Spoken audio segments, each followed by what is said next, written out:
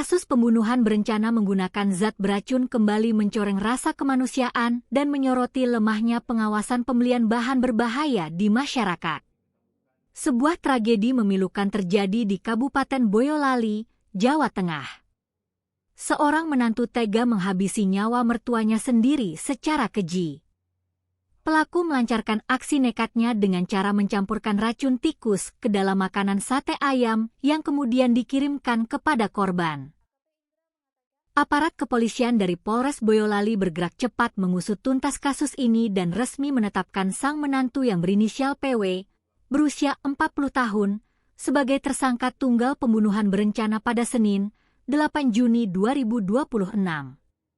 Kapolres Boyolali, AKBP Indra Maulana Saputra, menerangkan bahwa PW nekat melakukan aksi pembunuhan ini karena didasari rasa sakit hati yang teramat mendalam terhadap sikap mertuanya selama ini.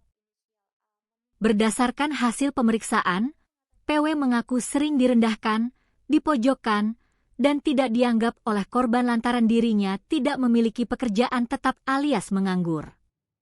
Dendam yang membara itulah yang akhirnya memicu niat jahat tersangka untuk merencanakan pembunuhan.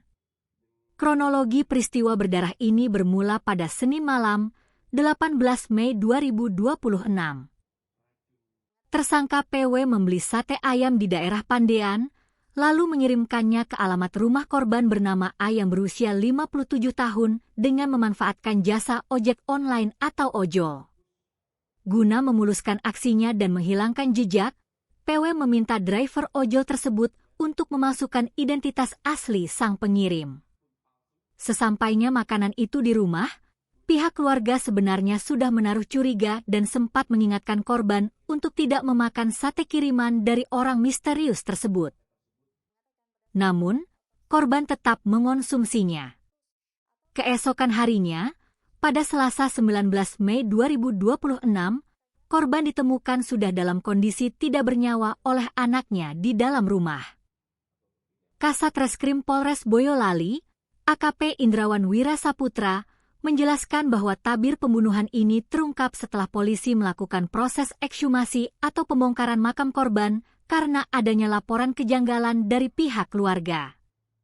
Hasil autopsi tim forensik memastikan adanya sisa makanan sate ayam yang mengandung zat beracun di dalam lambung korban. Petugas juga berhasil mengamankan barang bukti berupa 13 tusuk sate ayam dari lokasi kejadian. Kakak korban, Widodo, membeberkan sejumlah kejanggalan yang dirasakan keluarga sejak awal. Saat proses memandikan jenazah, keluarga menemukan adanya luka lebam berwarna biru yang tidak wajar di bagian mulut dan telinga korban. Selain itu, keluarga curiga dengan lokasi pembelian sate yang sangat dekat dengan rumah anak korban, padahal rumah tersangka PW berada jauh di kawasan Kartasura. Hal ini diduga kuat sebagai taktik licik pelaku untuk mengambing hitamkan anak korban sendiri agar dirinya terbebas dari tuduhan. Tak hanya itu, sesaat setelah sate mau tersebut dikirimkan, pelaku PW sempat berpura-pura datang ke rumah korban dengan membawa roti bakar.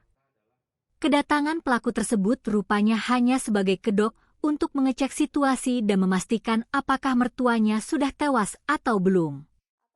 Widodo menambahkan bahwa hubungan antara PW dan korban memang sudah lama tidak harmonis.